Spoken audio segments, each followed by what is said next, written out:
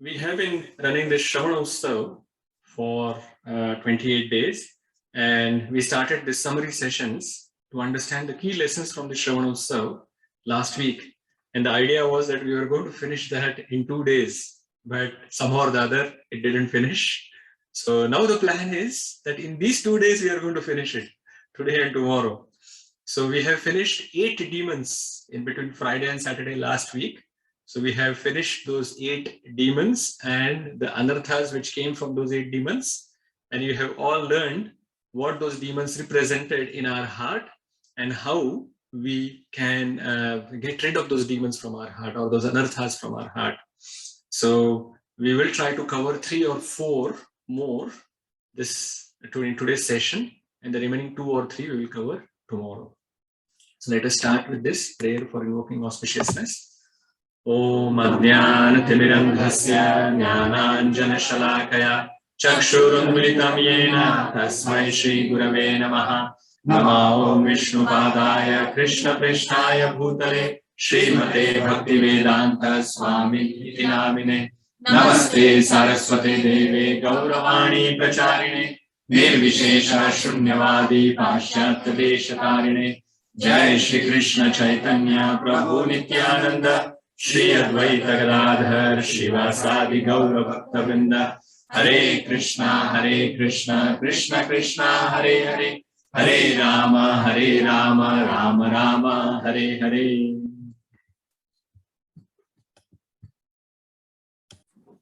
Hare Krishna. So because we all have Kali Yuga memory, and it was a week ago that we discussed all those 8 demons. So I put some recap slide. So let us look at all, very briefly, what we have covered till now. So we are looking at the demons in Vrindavan Leela, because these are the 27 first chapters that we have covered in our Shravana Utsav from Krishna book, and mostly all of that section is covering about various different demons which are coming and creating some problems. But not only demons who are coming and creating problems, we have seen that some devatas are also coming and creating trouble in Vrindavan. So first one we saw was Putana. Putana is representing fake guru. And we saw that there may be internal and external fake gurus. Internal is our mind. And we can get rid of these anartha of accepting a fake guru by taking shelter of the scriptures instead of taking shelter of the mind. And also we saw that we should pray for revealing a genuine guru. So if we are looking for some cheap things, then we are going to get cheap things. So if there is a demand for fake gurus, then there will be supply of fake gurus. So the responsibility only lies with the fake guru. The responsibility lies with those people who want some quick gain. I want to go back to Godhead quickly. So that means you want something cheaply. That's why you get cheap guru as well. So choose a guru who's chanting, who's basically serving the Supreme Lord in various ways. Then we saw Shakatasur. And Shakatasur was representing carrying the burden of the cart load. Shakata means cart. And the Shakata Asur, he was trying to put some pressure on the cart so that the cart will fall on Krishna and Krishna will die. So that is the Shakata Asur. So it is carrying the burden of the cart load of old and new bad habits, lethargy and vanity. And we saw that good association, then we will get good instructions. And instead of just following the rules and regulation, mechanically, we will start following them in essence. So form good habits in association of devotees, give up the old habits that you may have been carrying for the entire life because they are coming from your parents or grandparents like that. We have to give them up now that you know what is the main essence of the scriptures, which is Vedaisha Sarvar Ahameva Vedyo. So Krishna is the ultimate goal of all the Vedic knowledge and all the Vedic processes. So once we know that, then why actually go and do something else? So chant the Hare Krishna Maha Mantra, do it properly, don't form new bad habits by chanting it improperly, chant, give that focus or attention while chanting on hearing process. Don't do it while doing something else. Then do good reading and hearing, good service you can do. Take some initiative. Don't be lethargic. Don't think that someone is going to do this. No, that someone should be you. You should be actually coming ahead and saying that I want to do it. I want to do it. That is what all the associates of Krishna and all the pure devotees are trying to do. They are not waiting for someone else to do the service. They will jump, try to do and serve Krishna. Then we looked at Trinavarta. Trinavarta, he created as a whirlwind and he took Krishna away in the air, and of course he got killed. So that represents the false pride from material scholarship, which gives rise to bogus philosophies. Now, all of this we have discussed why that particular demon is representing an anartha. So I'm not covering all of that part. So very briefly, what demon covering what anartha and how do we save ourselves?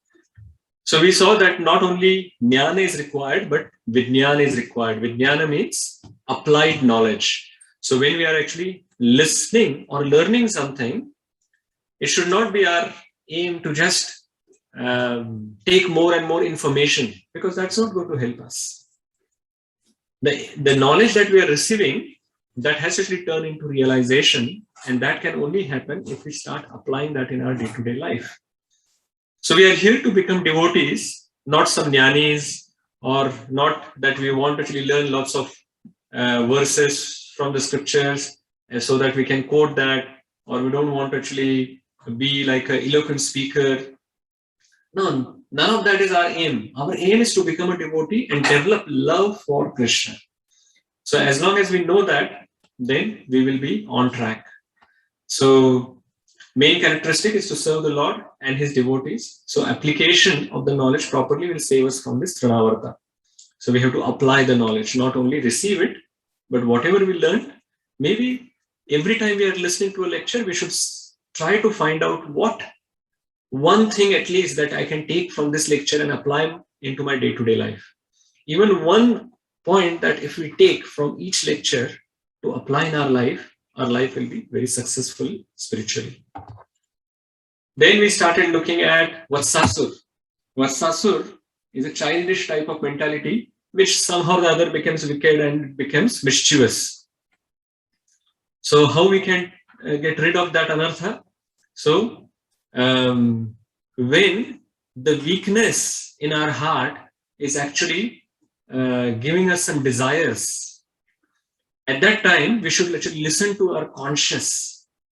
The Supreme Lord who is actually sitting in our heart, he mentions to us, don't do it, don't do it. But then we listen to the desire which is coming from the weakness that we have from our heart, instead of listening to the conscious. So simple thing that we can start doing is we should listen to the conscious and say no to that desire. Turn towards positive desires, because we can't be desireless.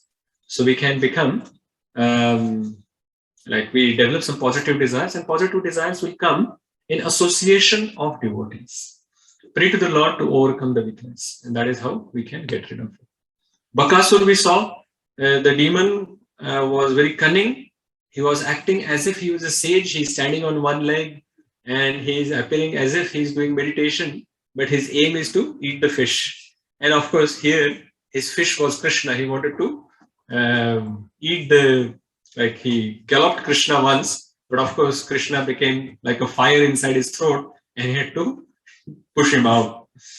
So he's like representing duplicity, deceptiveness, and false type of behavior. And how do we save ourselves?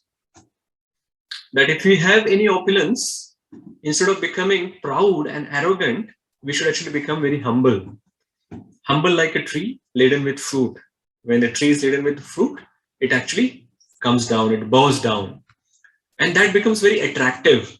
If we have some opulence and we are very arrogant, then Krishna says Dambha Darpa Abhimanasya, which is a demoniac quality. Darpa means even if the person is coming from far, you can actually start smelling that that bad smell will come, Like if the arrogant person is coming around, even before he speaks anything, you know that, oh, aa gaya.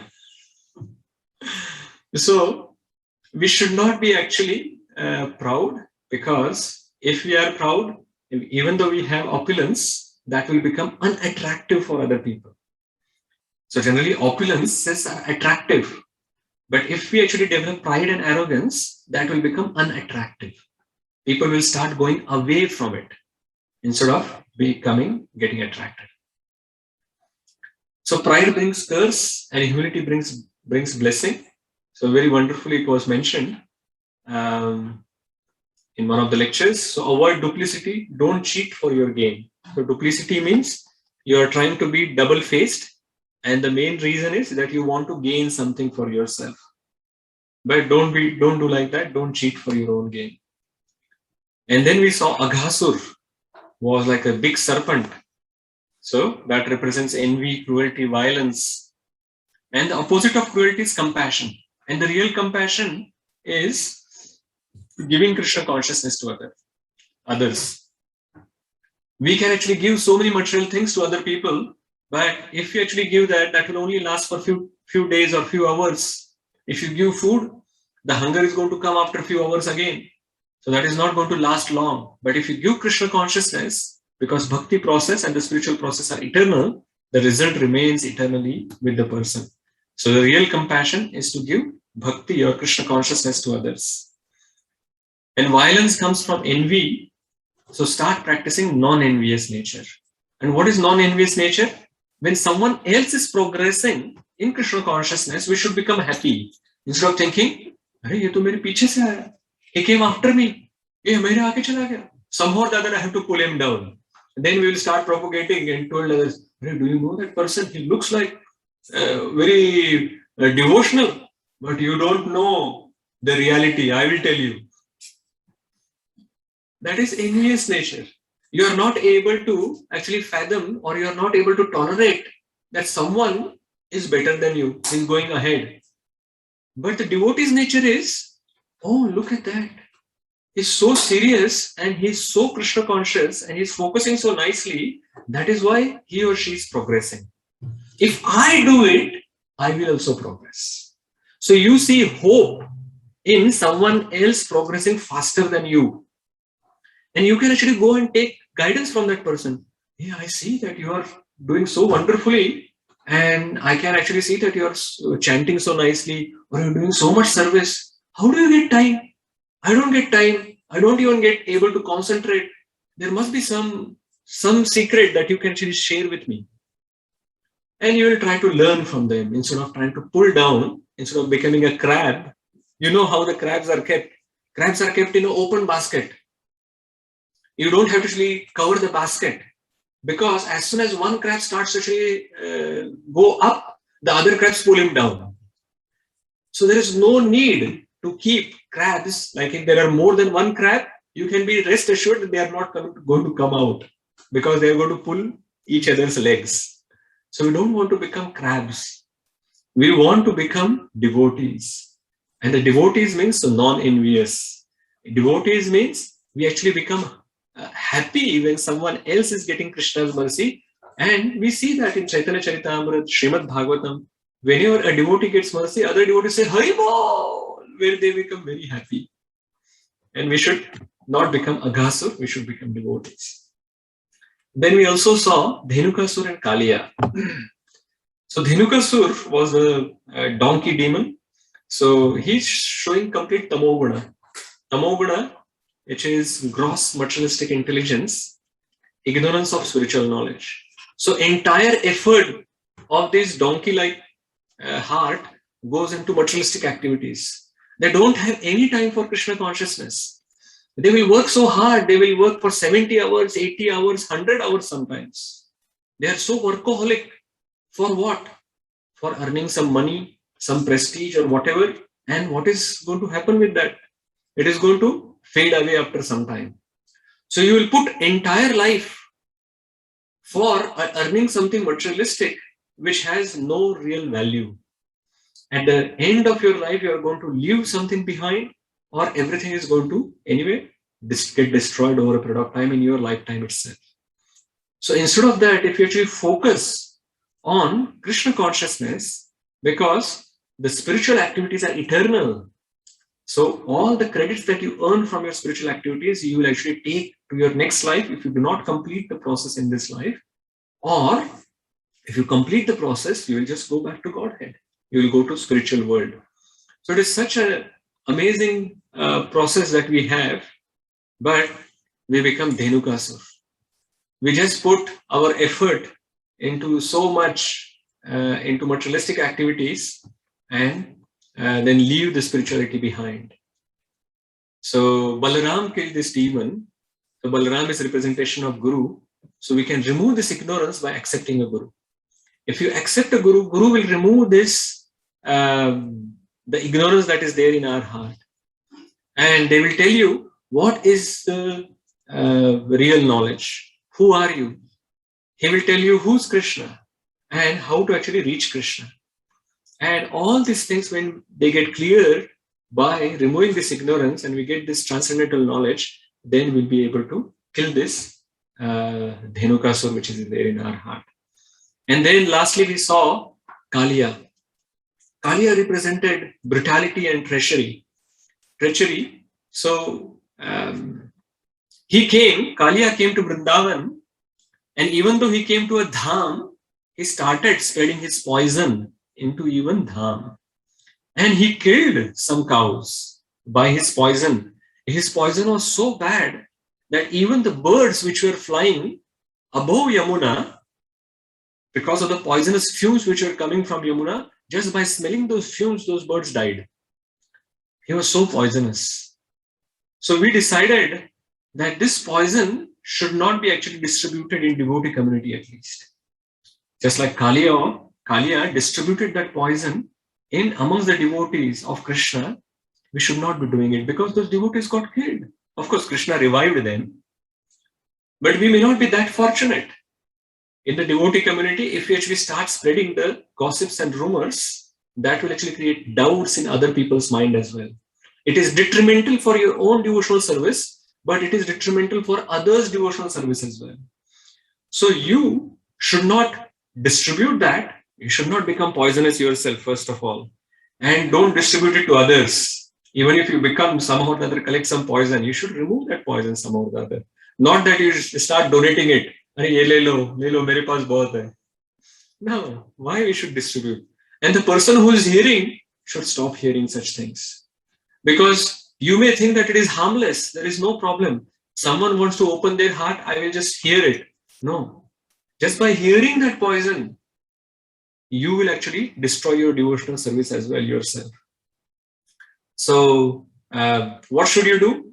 Ask the person, like if someone comes to distribute his poison, give the charity of poison to you. They said, no, don't give it to me. Because what am I going to do with that? I'm not able to take any action on it. I'm not going to solve your problem. So why are you telling all of these things to me? You go to your spiritual mentor or guru or whatever you have from whom you are taking guidance so that they can guide you. And if the problem is with the mentor or your guru only, then what to do? Have faith. Try talking in a submissive mood and express your concern to them. And they have actually done so much for you for coming to a particular level in your Krishna consciousness. Possibly they will also help you to remove this poison from your heart. And anyway, talking to others is not going to help you or others. So why tell others? And also Krishna finally drove Kaliya away. Even after he was subdued, Krishna drove Kaliya away from Vrindavan. So it should not happen that Krishna, by looking at your activities, he should not remove you from devotee association because of the offenses that we are committing towards other devotees. So what we should do is we should ask for sincere forgiveness from at the feet of the Vaishnavas you have offended, and that is the only way that you can actually get rid of this Kaliya from your heart. There is no other way that we can do here. So we have opportunity. And my spiritual master once said that, I think the question was that, but Maharaj, if you actually ask for forgiveness from the devotee, and if the devotee doesn't forgive, then what to do? Because you opened your heart and the devotee is not ready to forgive. So Maharaj said, devotee means forgiveness. If he's not forgiving, he's not a devotee. You have done your job. You have asked for forgiveness. You have done your activity. Now the ball is other person's court. Yeah. So don't worry then, because you have actually done what you can do. And if the other person is not forgiving, it is not, he's also not pure or she's also not pure. But now the problem is that the ball you have put into other person's court. You have done your job, whatever you could do. Of course, you can do more. You can serve the devotees. The scriptures say that in the beginning, if the devotee is not ready to forgive, you should actually serve him for a while and try to do your best to wash away your offense and attract the mercy of the other devotee. But even after that, if it is not working out, then at least you have done enough, whatever you could do. So that is where we had stopped last time. So we'll continue from there and look at few other anarthas. Okay, so all of these we want to cover. So the next one that we want to cover is forest fire.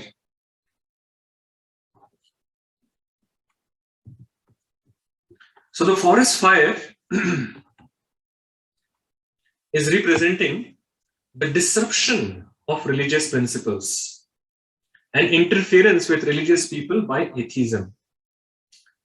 Now, when the forest fire happened, what happened was Krishna and all the Gopas, his Gopa friends, they started playing and they got engrossed in their playing. So while they were playing, these cows, they got attracted to more and more greener grass and they actually kept on going inside the deep forest. And these Gopas, they actually forgot where the cows are because they kept on playing. So they got attracted to something and they actually, in a way, they did not pay attention to their real duty. And that is how then they kept on going. And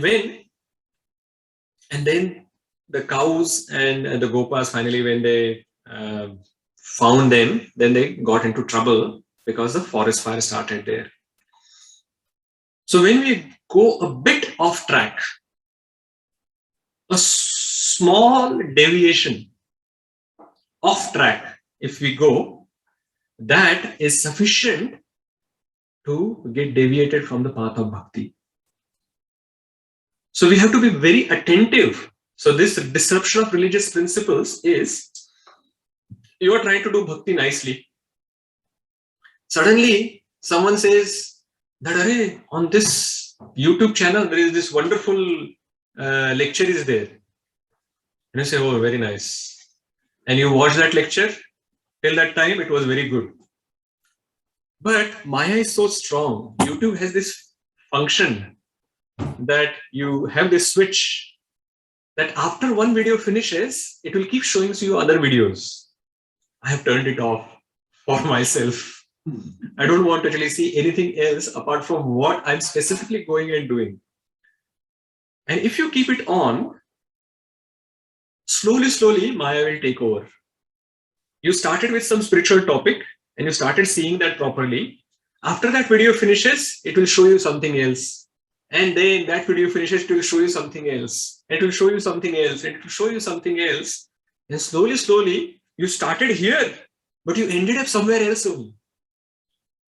So a small deviation from your path can start contaminating our mind. Already our mind is so contaminated. No, we don't require like more contamination, right? What we require is cleaning. But if we allow that mind to get soaked into dirt, then what is going to happen? Then we are going to fall down further. So this is very important that we should not get deviated. So some of these obstacles can deviate us. So we have to keep our senses controlled. So forest fire was covered by Radhesham Prabhu. And Radhesham Prabhu, of course, he's a brahmachari and he's very strict in his sadhana. And he was even saying that even prasadam you should not overeat. He's saying that, oh, there are festivals and there is a lot of prasadam which is made on the festivals. You should not just think that, arey, ek din chalta hai. And you start eating more and more. He's saying that that is also not even good. So even though prasadam is purifying, but his main point is that the devotee should have some austere mood. And what we should do is, we should have our senses controlled. And if we have our senses controlled, then we will be able to go ahead in our spiritual progress, spiritual path. Also, sometimes we have this mood that I will do this, some spiritual activity and some material activity. Balance होना चाहिए. Balance करेंगे, सब कुछ ठीक से balance करेंगे. It is like saying, I have this firewood, I will put some fire in it and I'll put some water in it. So on the firewood, if you start some fire and you put some water, what is going to happen? Is that going to work? Your fire is going to continue? Only the smoke, which is more troublesome. That wood was good. But if you actually put water, it will not even catch fire. But what will only happen is smoke will come, which is very, very troublesome. So that way, bhakti cannot be done. It is okay in the beginning that because we are starting at a place where all our activities are materialistic. But slowly, our goal is that we want to actually completely spiritualize our life. And completely spiritualizing our life, if that is our goal, then we have to take steps towards it. We cannot go in the opposite direction. That you are working for 40 hours and you started now working for 60 hours or 80 hours. No, that is not going towards Krishna. And don't even have this thought that, no, I will work 80 hours, I'll get more money, and once I become millionaire or billionaire, I will give to Krishna. No, when Krishna has asked for $1 and $1 billion from you, has Krishna said, Patram Pushpam Phalam Toyam? He has asked for Patram Pushpam Phalam Toyam, Yome Bhaktya Prayachati, Tadham Bhaktya Upavritam. So he's always asking for love and devotion from you. He's not asking for $1 million. So of course, if you have $1 million and you can give, you can give. We can buy a place for Krishna. But if you have $1 million, then if you do not have $1 million, then don't just say that I will utilize all my time to earn the $1 million so that I can give it to Krishna. No, Krishna hasn't asked for it. If by Krishna's mercy you get the money, you give it to Krishna. But that is not what Krishna has asked for. So don't put additional water. Already our wood is wet. It is not a dry wood that we have. We have already having this many problems in our life. So don't add more problems in our life. Unless your goal is not to have Krishna Prem. If your goal is to have Krishna in the center of your life, if your goal is to develop love for Krishna, then why are we deviating? That means our goal is not that fixed. We do not have that conviction. We do not have that commitment. And we are just going here, there, everywhere. No, don't go here, there, everywhere. If your goal is to go back to Godhead, then focus. And then in the beginning, it is okay. You have 100% material activities and 0% Krishna. And you have just added now 1% Krishna into your life. 99 materialistic activities, 1% Krishna.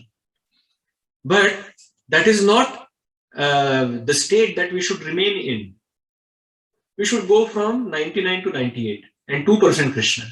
Then you go to 97 of materialistic activities, 3% Krishna. You are moving towards Krishna. Right? And that should be always our goal. And we should be sincere. We should actually think, always keep analyzing.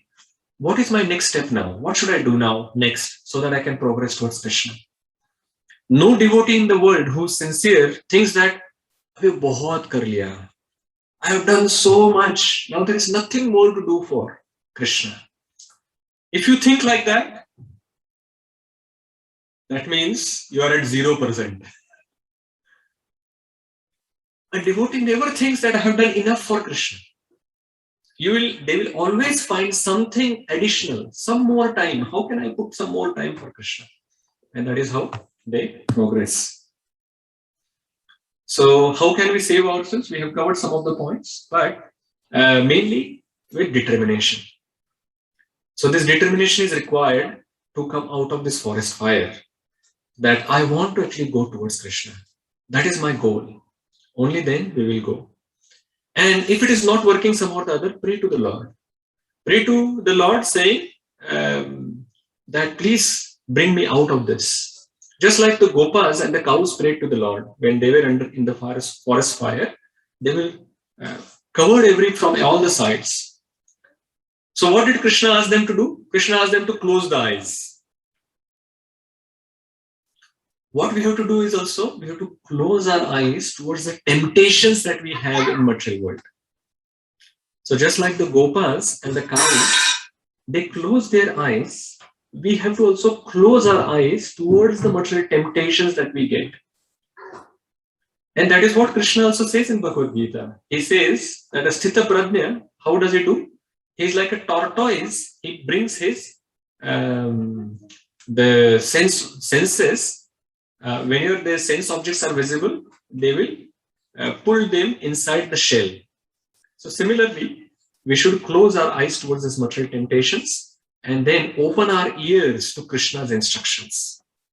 So close eyes to the temptations and close our ears to Krishna's instructions.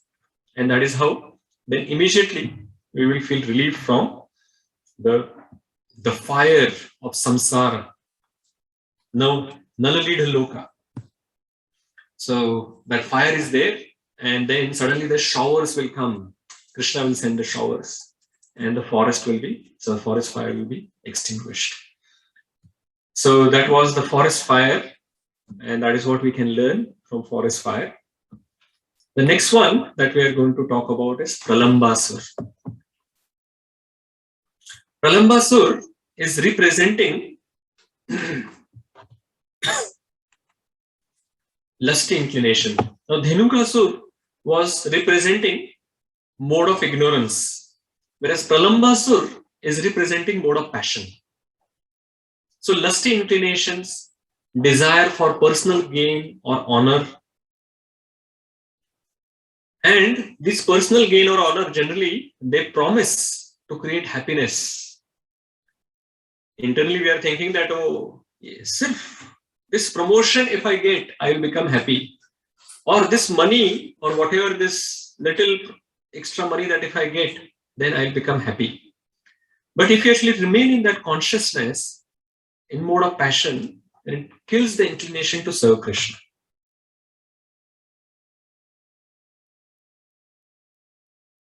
So past life for this, Pralambasur, it is mentioned that he was Vijaya, the son of Gandharva, king named Huhu. He was Gandharva Huhu's son, Vijay, and he was cursed by Kuvera to become a demon for stealing some flowers from one of his gardens. Now that garden, the flowers in Kuvera's garden, they were for the Lord. But this Vijay came and he said that, oh, beautiful flowers, now I will take it for my own enjoyment. And that actually, then Kuvera cursed him to become a demon and he became Pralambasur. Now when Pralamba came in Krishna's pastime, he became a cowherd boy and entered into their game. So he thought that, okay, I will become like one of the cowherd boys, Krishna will not recognize me, and I will go close to them and I will kill either Balaram or Krishna. Like that I will do. So he had this duplicitous behavior. So similarly, these activities as well, as we were talking about in the previous pastime as well, these activities actually enter into our life very innocently, that we are just little, kuch nahi hota hai, little is okay. And that little will then become bigger and bigger, and then we will go off track. So this duplicitous behavior, which Pralamba showed, that actually comes with lust, because there is some personal gain that he was looking for. Externally, he was showing that he is serving. He was playing with Krishna. He was showing that as if I'm serving, but his intention was something else. He wanted to kill Balaram. So the root cause is mode of passion.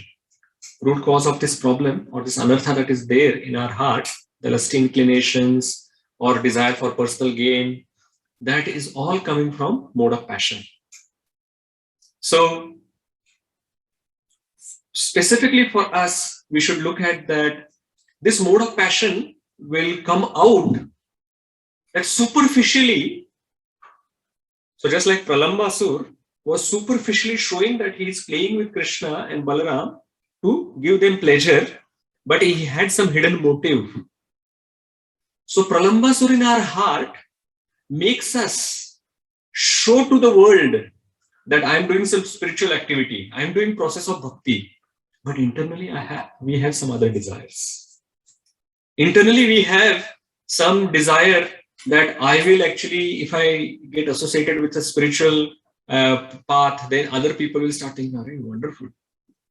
See, such a saintly person, and they are making such a wonderful progress. They can quote various verses, whatever, but internally they are not making any progress. It's only all external things only that we are showing off to the world. We have no real motive of progressing towards Krishna. We have certain other material motives only."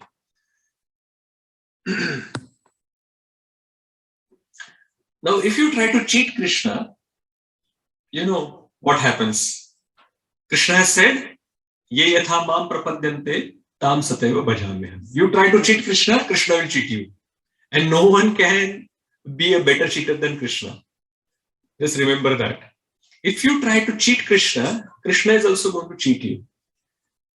So, since this boy was trying to kill Krishna, Krishna reciprocated and killed him. Balaramji reciprocated and killed him. Krishna cannot miss the good or ill intention which is there in our heart. You cannot cheat Krishna actually. It is not possible. You can cheat the entire world, but he's sitting in your heart. He knows actually what is your intention. You can showcase to the other people.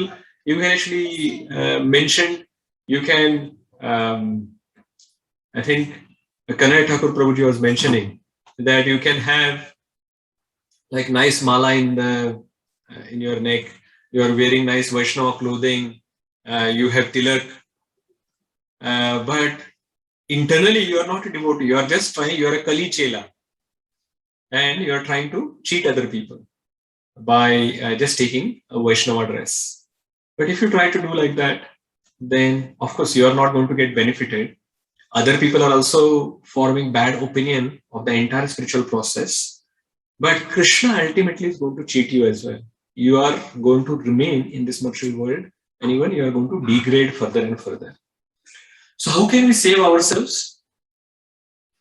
So try to avoid these temptations which are going to give us some immediate satisfaction. Like television, movies, magazines, they come as innocent entertainment in our life, like as if a friend who's coming to help us. Like Pralamba came into our life. He came to help, have some entertainment, I'll come, but his intention was to kill. And that is how the television has captured the entire market. I still remember that when I was a small child, at that time, the television was not that much popular in India. And it became popular with Ramayana. Ramayana was so popular TV serial, you can't even imagine. In India, it was so popular that when Ramayana serial is going on TV, the roads will be empty, really empty.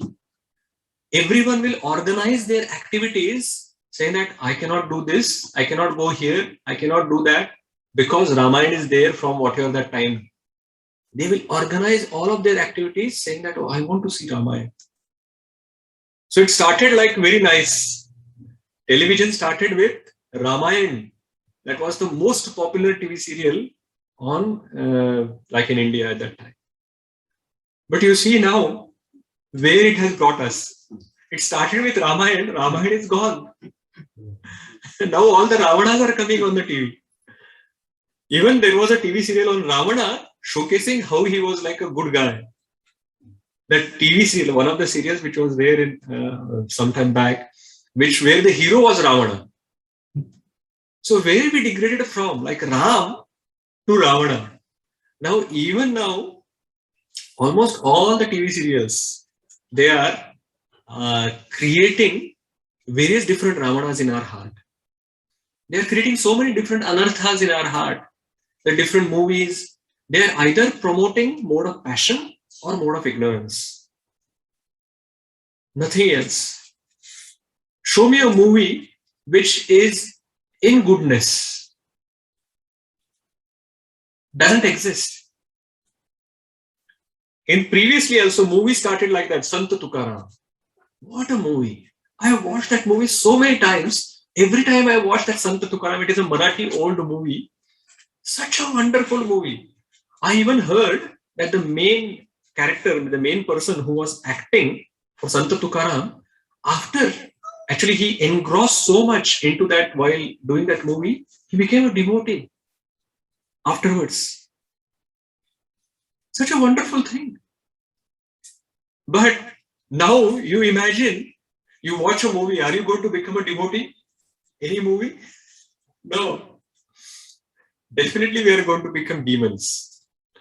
And then we actually wonder that a devotee I was listening to, he mentioned that we actually nowadays, our children, we give them to be trained by the Ravana. And he's referring to as like YouTube or the mobile phones or whatever TV, whatever things that they watch on that. And then we wonder, right? Why they are behaving like this? Like when they grow up, why they are behaving like this? No, because they are trained by Ravana. You have given them how to kill and how to take a gun and shoot and whatever like that. Because that is what they have seen on the TV. How to disrespect a woman. That is what they learn from the TV. And then when they actually grow up and they misbehave, and then you wonder, अरे ऐसा कैसे हो गया? कहाँ से आया ये? No, actually you gave the child under the care of a Ravana, and then now you are wondering why they are behaving like Ravana. No, you should not be thinking like that. So the best thing is, don't let that innocent entertainment then deviate slowly out of your main goal of achieving Krishna Prem. So internet, YouTube, and television, movies, magazines, everything can be used in Krishna's service. But only if you are disciplined and determined and you are doing it under proper direction. Otherwise, that will drag you down. So, what we should do to come out of it? So, Radheshyam Prabhu actually mentioned very good points, specifically towards the end in the question and answer session. So, we had this question about how to actually avoid puja, labh, and pratishtha, because that is coming. Puja means some worship that you are expecting from others, respect from others, and some gain, that is labh, and pratishtha means other people should actually give me recognition. So all of these are coming from mode of passion. And how do we avoid that? So he gave very wonderful suggestions. So he said that that why, if you are doing some preaching or any activity that you are doing, then there are those followers who come, and suddenly you start thinking that you are one of the big fish. So he said that in a particular place, you may be like a big fish in a small pond. So periodically, you have to go into a big pond where you become a small fish. So basically, you should actually meet other devotees who are doing more than you, more service than you. They are more determined, more inclined towards Krishna than you. And by looking at them, you think, "Hey, I'm not doing anything." I still remember when Chaitanya Charan Prabhu, we invited him for the first time, and then I asked him to give a Bhakti Shastri class. And after hearing his Bhakti Shastri class, I thought, oh my God, he's a devotee from whom the devotee should learn Bhakti Shastri. And I was almost on the verge of stopping the Bhakti Shastri classes that I was giving. Somehow or the other, Anand Mandiri and somehow or the other we discussed, and we thought that, okay, let us continue. Prabhuji is only going to be here for 1 day or 2 days. So we can't just stop the service that we have taken. And somehow or the other, we completed that course.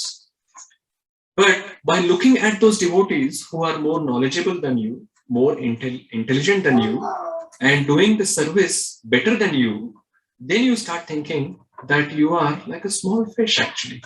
You can never become a big fish in devotional ocean. Even the big acharyas, they think that they have so many anathas in their heart and they are actually not pure devotees, and there is so much progress that they can make. And by little progress that we make, if we start thinking, I'm almost pure devotee, I'm just about there, then that is showing that actually you have not made any progress at all. So Prabhuji mentioned, Radheshyam Prabhuji, that how you can keep ourselves on ground. So our feet should always remain on the ground, and we can invite other speakers to the program. We can have some leadership training for the devotees who are doing various different programs, so that they can also understand the devotional principles properly, and then they can remain on ground and not get attracted towards puja la pratishtha or these other desires for personal gain or honor. Are there any questions? I've spoken for a while. There are more things that we are going to cover today, but I'll take a small pause. We'll take a small pause, and out of this forest fire and Pralambasur pastime and the anarthas which they are representing from that, do you have any question either online or here? So if you have any question online, or even like in Johnsonville, there are multiple devotees. So Pundarikaksha Prabhu, you can please coordinate and raise the hand there. Yes, Bharadwaj Rishi Prabhu. Hare Krishna Prabhuji. Hare Krishna. Prabhuji, my question is related to forest fire. Where we are actually saying that we should not over endeavor to to earn or go beyond our means. And also in Bhagavad Gita, I think 4.22, actually Krishna also says that we should accept whatever comes on its own accord, right? So how far should we? So I mean, even in spiritual, also say for example, like we are trying to build, get a place, right? Yeah. So how much endeavor should we put in, like or should we wait for things to come in on its own accord? Like say for example, like when Prabhupada, like he went around, but by himself he didn't have much, but he actually over a time everything fell in place. I mean, I definitely would have put a lot of effort, but so where do we draw the limit from? Yes. Yeah, very good question. Now, when we say that we should not be over endeavoring, we were talking about material activities. We should not be over endeavoring. It doesn't mean that for spiritual things we should not endeavor. Remember Yashoda Mataji's pastime of binding Krishna? Wasn't she over endeavoring to bind Krishna in Krishna's service? She took not only the rope that she had in the house, but she took the rope that she had for all the cows. Like she had 9 lakh cows, so she would have a lot of rope. And not only that, then all the other gopis as well, they brought the rope and she tied that. And she was, it says that she started tying Krishna in the morning, and in the evening, Krishna got tied, almost like evening, early evening or late afternoon, like that. So that means for many hours that was going on. So we we should actually stop doing over endeavoring in Maya's service. That is the whole point when Nectar of Instruction told us that Atyahar Prayasasya Prajalpo Niyamagraha Janasangasha Laulyamsha Shadbir Bhakti Vinashati. All these 6 things that Nectar of Instruction is telling, they are all over endeavoring or going beyond in 6 different material activities. And it is said that if we try to do like that in material activities, then our bhakti is going to get deteriorated, or it will be detrimental for our bhakti. But that doesn't mean that we should not be actually putting a lot of effort in Krishna's service. The whole point is of not doing over endeavoring in Maya's service is that you can over endeavor in Krishna's service. In Srila Prabhupada's example, you would see that the Juhu temple, if you actually read Srila Prabhupada's Lilamrit, or even any small biography as well of Srila Prabhupada, you will find that Juhu temple is one of the most beautiful temples nowadays, and it is at a prominent location, and it is such a wonderful place that when they conduct Mumbai Darshan by bus, the tourist, like it is the government or whatever, the Bruhan Mumbai Mahanagar Palika, BCMC or whatever like that, when they conduct Mumbai Darshan tours, they cover Juhu temple as one of the stops. They bring all the tourists to Juhu temple. So that is how the Juhu temple is so popular now. But when it was getting constructed, Srila Prabhupada actually went through a lot of hardship.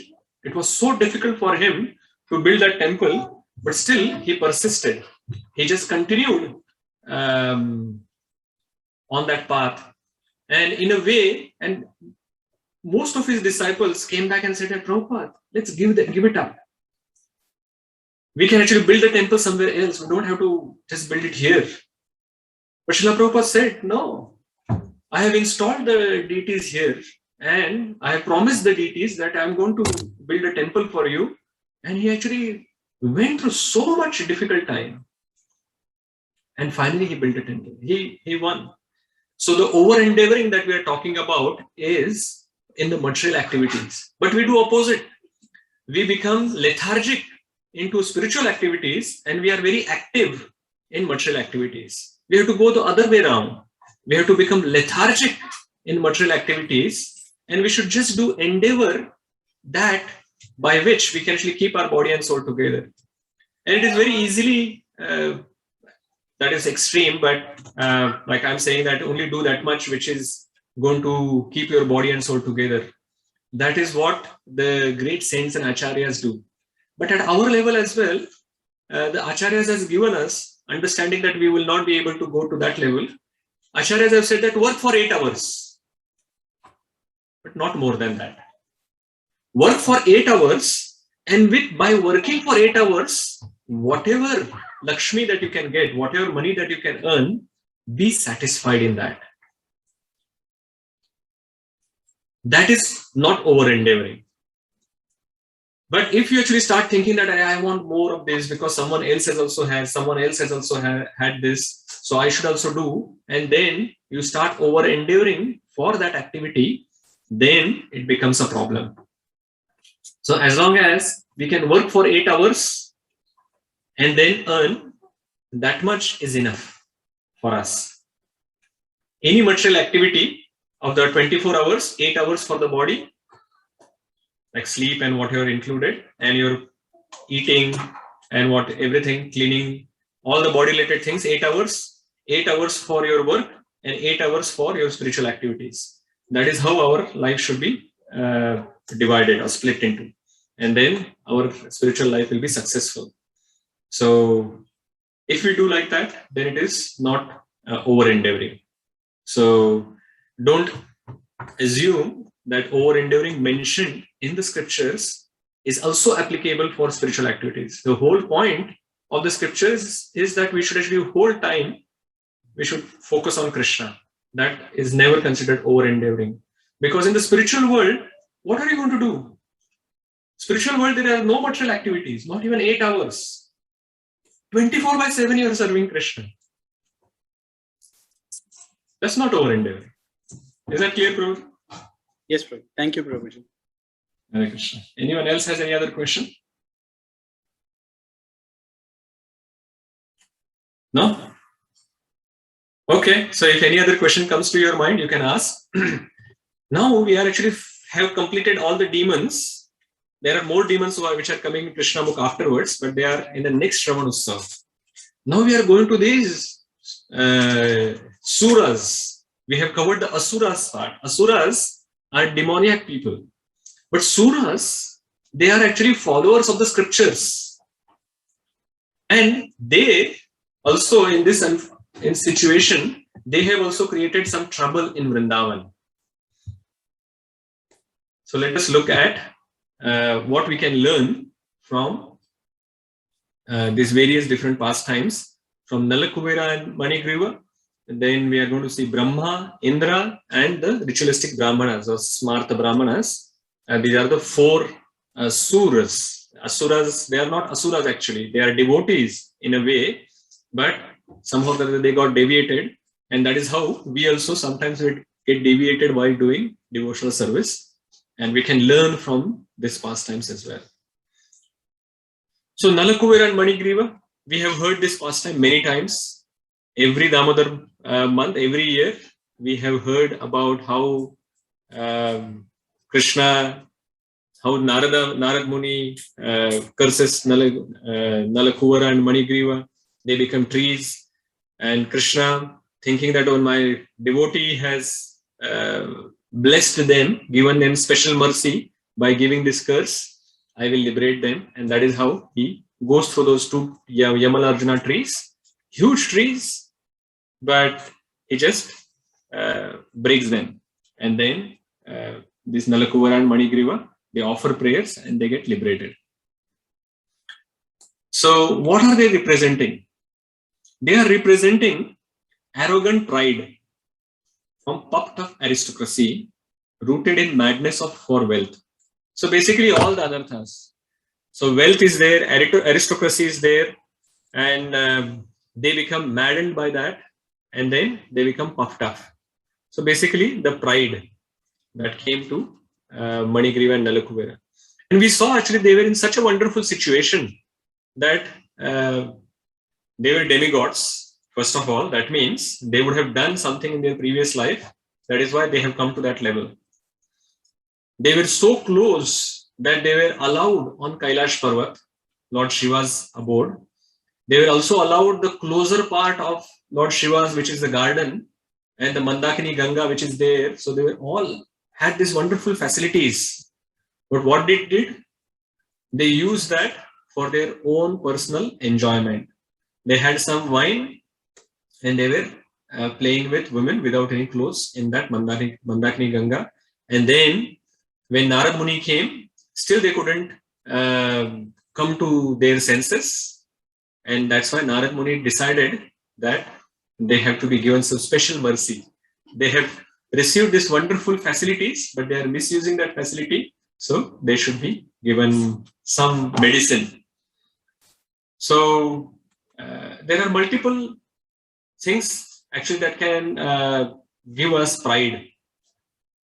So high birth and opulence, or any opulence, high birth that is there, or any opulence that we get, that actually leads to pride and arrogance. And pride and arrogance leads to violence. How? Because then you actually start thinking others as lowly. And you start thinking that I am better than them, and you treat them arrogantly. And sometimes, for example, you start killing animals to eat just because we are pride and arrogant. We are proud and arrogant. We are thinking that yes, they are not able to complain. I have power. I'll kill them and eat them. So that's violence. then illicit sex comes, alcohol comes, and all the wretched behavior that we show. So, and then finally it results into hard-heartedness, shamelessness, and all sorts of disgraceful activity that we can start doing. And everything started just from pride. So, what is the root cause? So in first canto, Kunti Maharani has mentioned there are multiple things that actually can cause this pride and arrogance. Janma Ishwara Shruta Shrivir Edamana Madhapuman Naivar Hatya Vidhatam Vai Tvam Akinchana Gocharam. So Kunti Maharani is praying to Krishna. And she is saying that there are multiple things that can cause this pride and arrogance. Janma, like high birth. Aishwarya, like you have a lot of wealth. Shruta, you means you are very intelligent and you are very knowledgeable. Shri means you have beauty and fame. Shribhir, like because of all of those activities, you can get Madha. Madha means arrogance and pride that you can get. But Krishna is not attracted by them. So this is what actually can also help us. The same words can also help us to overcome this pride. That once you understand that Krishna actually doesn't like pride at all, he likes humility. If there is pride, even little bit pride in your heart, he will go away. And there are so many examples which were given in the lectures that we heard, that even gopis, when they had some pride, Krishna went away from them. They started thinking, oh, Krishna is with me. So that little pride as well, Krishna said that, oh, my devotees means they are humble. They cannot have pride.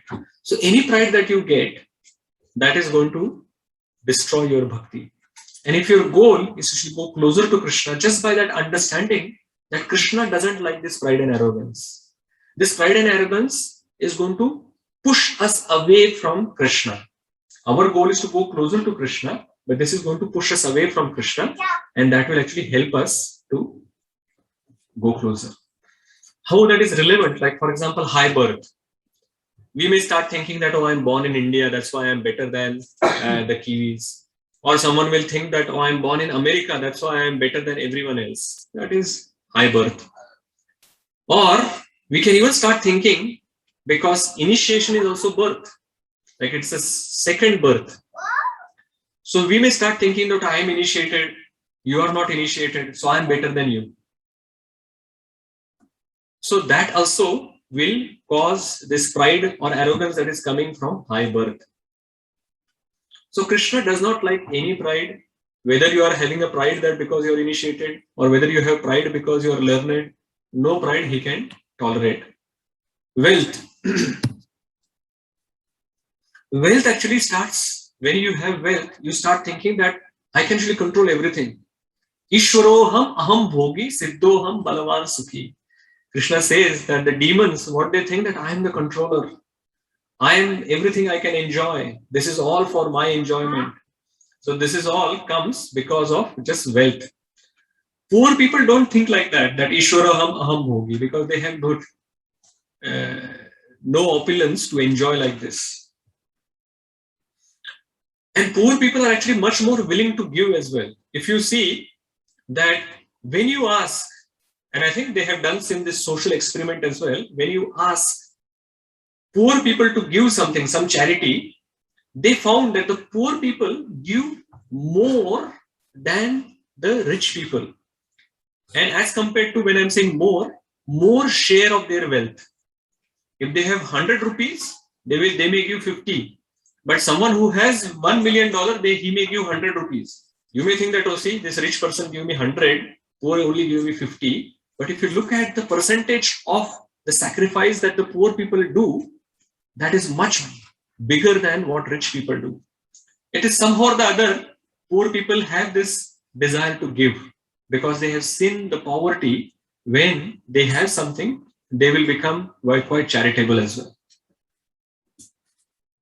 And the remedy that applied by Narad Muni gives us the clue how we can actually overcome this problem in our heart. Narad Muni said that you have this problem because you have this opulence, you have this wealth, So he said that you should become poor. So he gave them poverty by saying that you become trees, you are remaining naked anyway. So trees are without any clothes. So you become trees like that. You're living like trees, you become trees, and you automatically get poverty. All your wealth is taken away from you. So what is the clue for us? It is not that you become poor. The simple thing that you can do is you have high thinking, but simple living. So simple living, high thinking will get rid of this problem of Nalakuvar and Manigriv from our heart. So Lakshmi is actually belonging to Krishna. The wealth that we have is belonging to Krishna. Lakshmi is belonging to Krishna. And when we start utilizing that Lakshmi in our own service, it is like Ravana. Ravana wanted Sita for his own enjoyment. Sita was meant for Ram, but Ravana thought that I will take her and I'll enjoy. So that is the Ravana-like mentality that we have in our heart, that when we think that the consort of the Lord, Lakshmi, can be utilized in our own service. And that is what we generally, in the material world, everyone is doing. Whatever money comes, that is for my own enjoyment. And sometimes when we become devotees, we know some philosophy. So we think that actually it is not for my own enjoyment. It is Yukta Vairagya.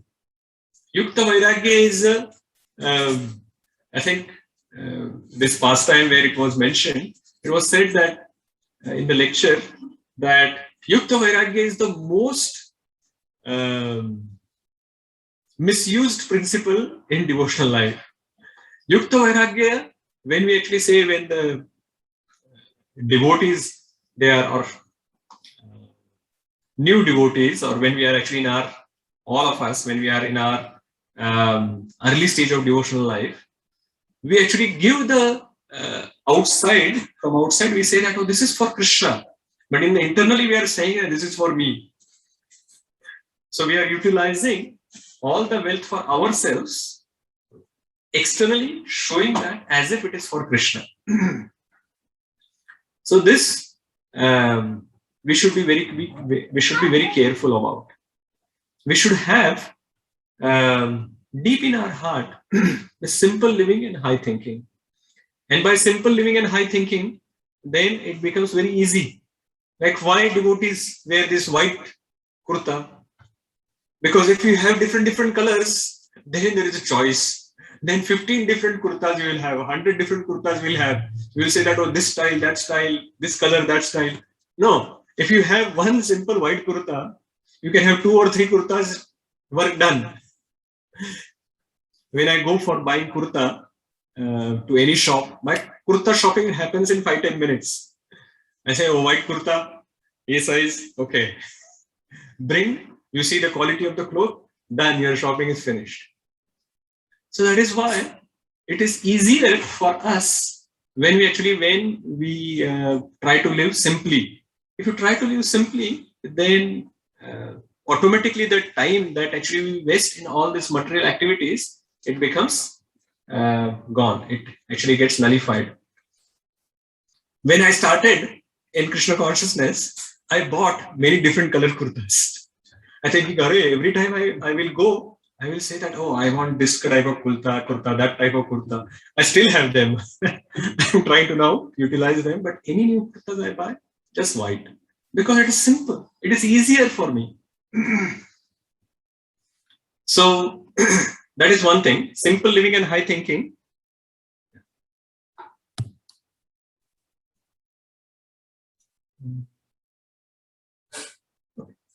So we'll finish with this Nalkuvera, and then tomorrow we can cover the rest of them.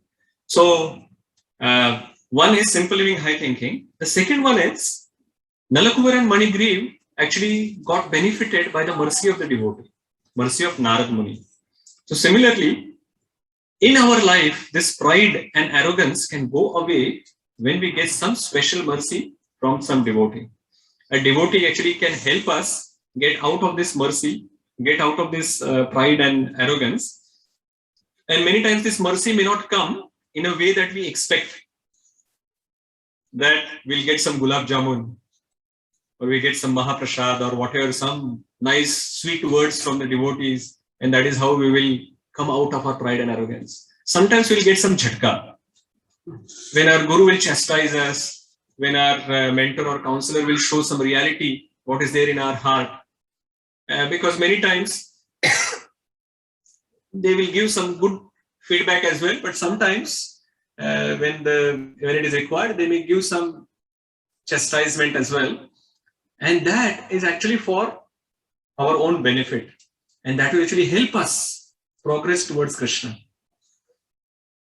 This love and devotion is very important, because this pastime also shows the importance of our endeavor and mercy, because the 2 inches, which we know in that it was always, the rope was 2 inches short, and our Acharya has explained that these 2 inches were representing endeavor and mercy.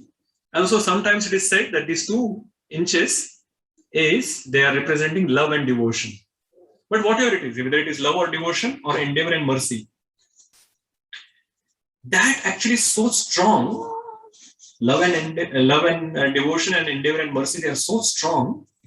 You can see that these huge trees, when Krishna got stuck in between them, this wooden grinding mortar got stuck in between them,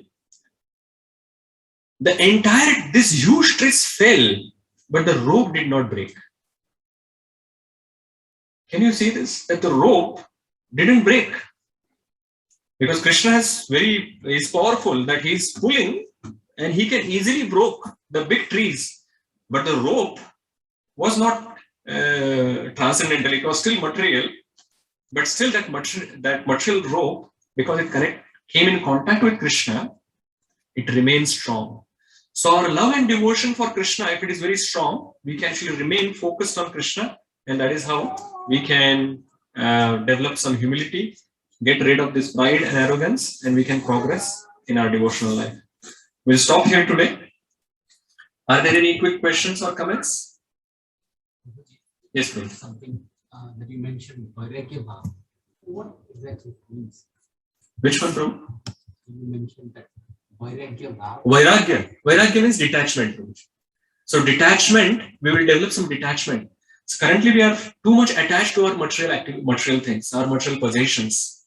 And when we are actually too much attached, that attachment leads to more attachment. So we will say that I want more. And that we can actually come out of when we develop some detachment towards material things. We have to develop attachment towards Krishna. We have to have some attachment. Either we are attached to Maya or we are attached to Krishna. The choice is ours, who we want to get attached to. Currently, we have chosen in the material world that we want to get attached to Maya. But now, somehow or other, by scriptures and by devotees' mercy, we have understood that there is another choice. We only had one choice before. It was Maya, Maya, and Maya. We were only getting attached to Maya. But somehow or other, devotees have shown us another path. Srila Prabhupada has been merciful, his disciples have been merciful, and they have propagated this, and they have told all of us that actually there is another option. You don't have to just get attached to Maya. You are a Tatastha Shakti. You are on this side, but actually there is another side as well. You can get attached to Krishna as well. And that is how, now that we have seen a path, we are trying to actually move towards that. And when you actually get attached to Krishna, automatically the detachment towards material things will come. And the Vairagya will come automatically. But sometimes we can actually also take some endeavors to, if you are materially too much attached on some particular activity, we can try to develop some detachment. Any other questions or comments? Anyone wants to summarize? For today's, this slide is blank. There is nothing on that slide, so don't wait that something is going to come up. So anyone wants to summarize, either online or those present here? Yes, Pundarikaksha Prabhu. I was going to say that I did not hear at all anything from Johnsonville today. Go ahead, Prabhu. Prabhuji, there's a question. Prasad Yes. Prabhu wanted a question. Yes, Prasad Prabhu. Go ahead. Hare Krishna Prabhu. Hare Krishna. My question is like, Krishna and Balram killed all demons because they tried to kill him, right? Kill them. But in case of Kaliya, like Krishna didn't kill Kaliya, but because of Kaliya, like a lot of birds, cows, and gopis died, right? But he left without killing. Why? What is the reason? Yeah, very good question. That Kaliya actually created so much havoc in Vrindavan, but still Krishna did not kill him. Why? When he has already killed so many demons. So for a simple thing, that because of the prayers of Nagapatnis, his wives actually offered very wonderful prayers and asked for forgiveness. So if that did not happen, Kaliya was going to get finished. So as soon as the wives of Kaliya, they actually asked for forgiveness on behalf of Kaliya, and also at the end of that, Kaliya also asked for forgiveness and offered some prayers. That means he had change of heart, and because of that, then Krishna allowed him to go, but at the same time, he did not allow him to stay. He said that you can go away from here. You can stay alive, but you can go away from here. So he forgave, but at the same time, he did not allow him to remain in Vrindavan because his offense was so great that he got some forgiveness, he got his life because of the prayers, but he didn't, he was not allowed to stay in Vrindavan. So in a way, he got some reaction, but the reaction was toned down just because the change of heart that the Nagapatnis had and Kaliya had.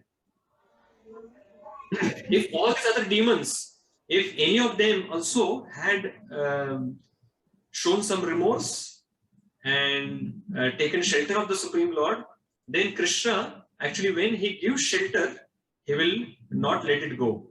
It is said in Ramayana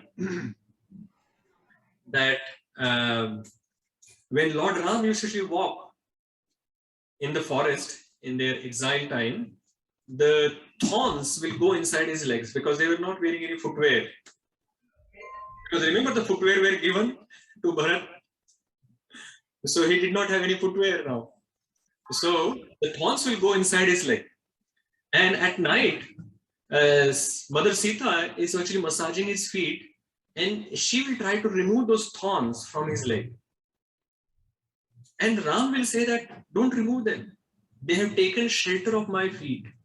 And anyone who takes shelter of me, I will never give them up. And that is one of the Charama verse, Charama Shloka of Ramayana. That Lord is saying, anyone who takes shelter of me and says that I am yours, that is it. Krishna, then the Lord will actually take care of them, no matter what happens after that. So we have to actually just do the simple thing. We have to actually take shelter of the Lord and say with your pure heart, or just whatever contaminated heart you have, just say that, oh Lord, I'm yours. Please now take care of me. Please remove all the anarthas from my heart. Lord is going to help you. Take sincere effort after that. You will see that Lord is helping you. And the Lord will help through various different means. Lord may help sometimes through devotees, through other people around us, and some or the other. And of course, Krishna is there in the heart through your spiritual master. From all the different angles, Krishna will start helping you as soon as you should take shelter and says, oh Lord, I'm yours. Oh, please help me. And Lord will help you. So that is what happened in Kaliya's case, and that is why he was forgiven.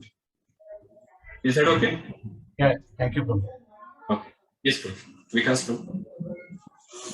Prabhuji, on the same question comes to mind, why at the first place, Krishna let Kaliya do all this, with the innocent people. Yeah. So the question is, why Lord allowed all these like Kaliya or all the other demons come into Vrindavan and create the havoc? See, this is interesting that Krishna doesn't take away our free will.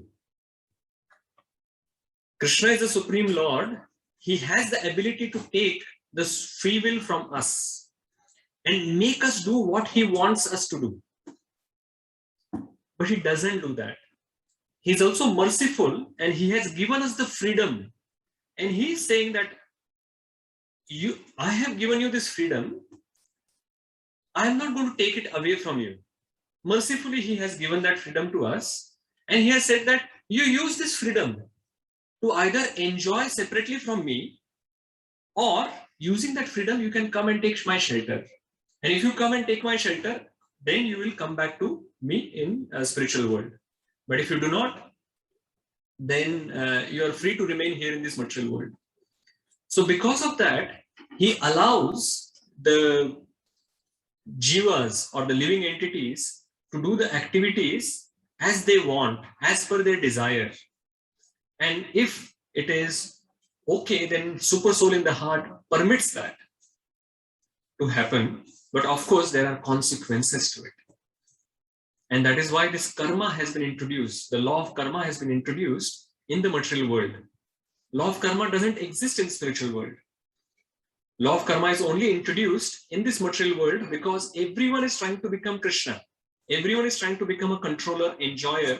And because there are so many controllers, so many enjoyers in this material world, so there have to be some rules to govern these controllers.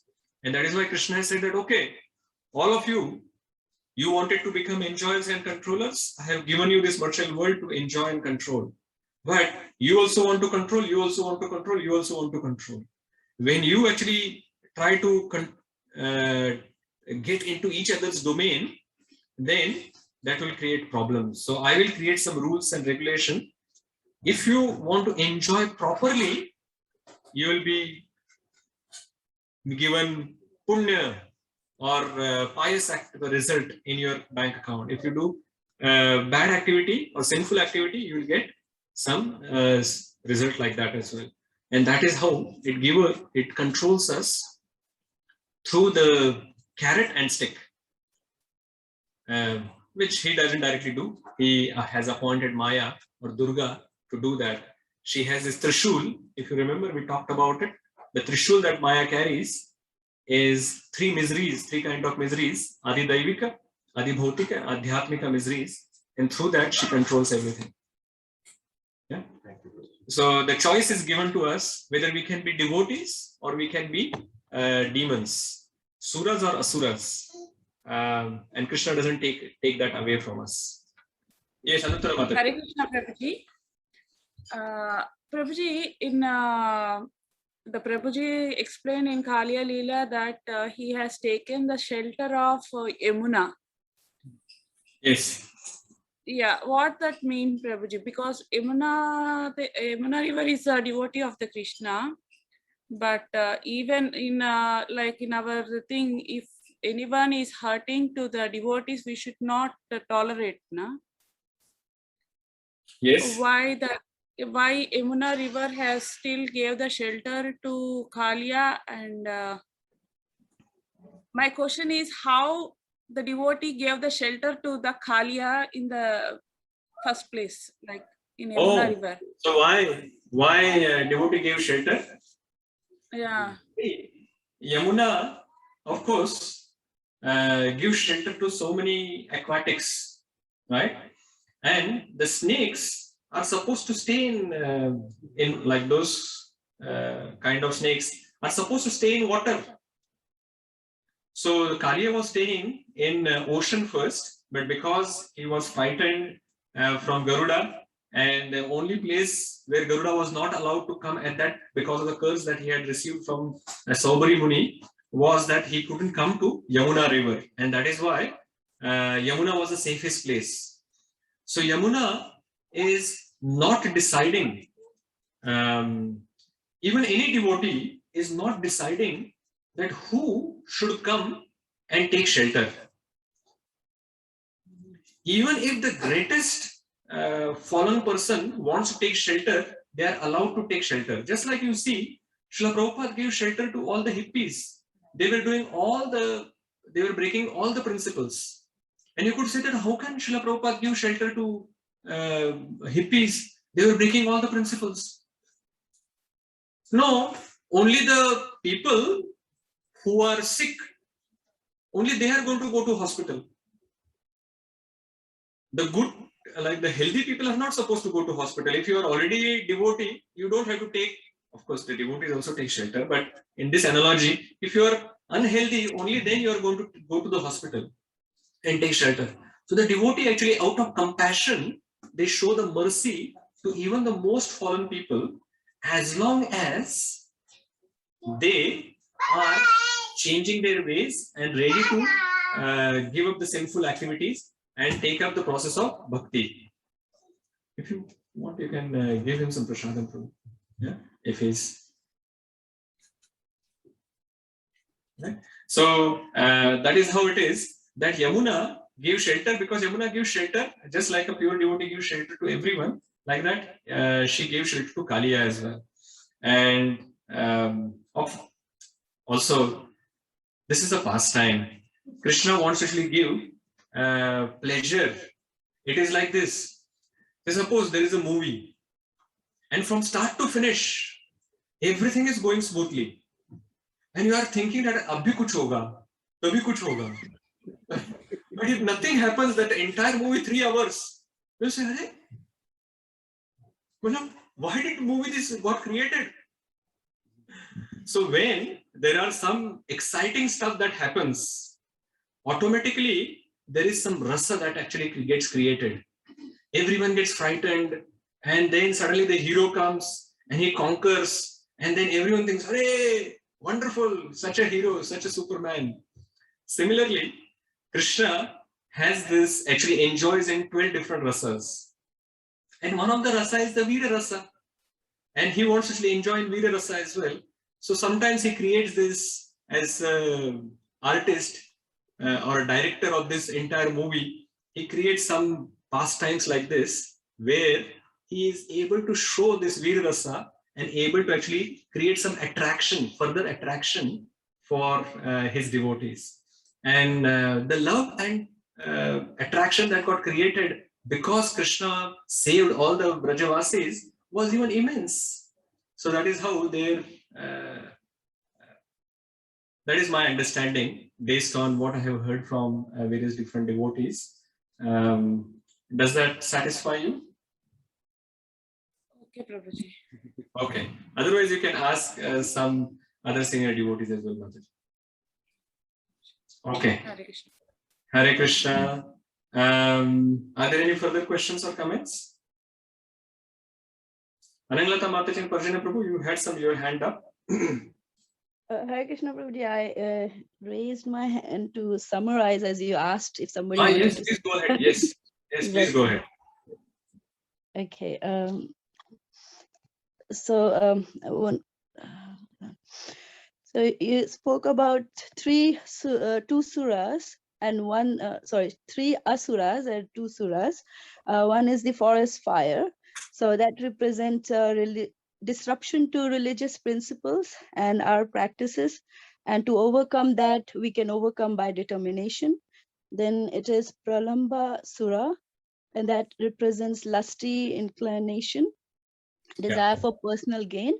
So to overcome that, we need to stop over endeavoring, but we can over endeavor in spiritual practices. Yeah. And the third one is Nalakuvera and Manigreva. That represents pride and madness because of wealth. So I think what I understood is that we need to live a simple life. Simple living, high thinking, and take shelter of a devotee. And that is how, by the mercy of Narad Muni, how they got benefited, we can also get benefited from the mercy of the devotee. Very good. Thank you very much. So all the devotees, thank you on Zoom as well for joining. We will close the Zoom session here, and then I'll make some announcements here. Okay, and we are going to continue these sessions tomorrow. Tomorrow is the last day for this summary sessions and the lessons from Shravanotsav. Pundrikaksha Prabhu, you have raised your hand. Hare Krishna Prabhuji. Hare Krishna. Yeah, regarding summary, one of my thoughts is like this. Maybe you can correct if it is in the right direction or not. Yes, Prabhu. envy is like a fire, and the direction is more important, whether we wanted to go in the right direction or wrong direction. If it is a right direction, like good choices, taking towards devotional path, by taking envying, looking at somebody is really doing great in devotion, we can take that path as well. But by doing chanting, you can take the right direction. Otherwise, you will go in the wrong direction. Yeah. So envy is not good at all. We saw that we have to actually, as a devotee, we should become non-envious. And when non-envious means when someone is actually making progress in devotional life better than us, then we should become happy, and we should have this thinking that if this devotee can progress, I can also progress like that. And that is how we can take it. Because envy in any form, whether it is in the spiritual life or in the material life, that is going to deteriorate us. Because that is the original sin. Actually, we were envious of Krishna, and that is why we have come to this material world to enjoy separately from him. So somehow or the other, we have to get rid of this envy from our heart, Prabhuji. And yes, envy is like fire, and it will burn everything, and from our material as well as devotional life. Yeah. Yeah, it's a good analogy. Okay, so thank you very much. Srila Prabhupada ki Jai.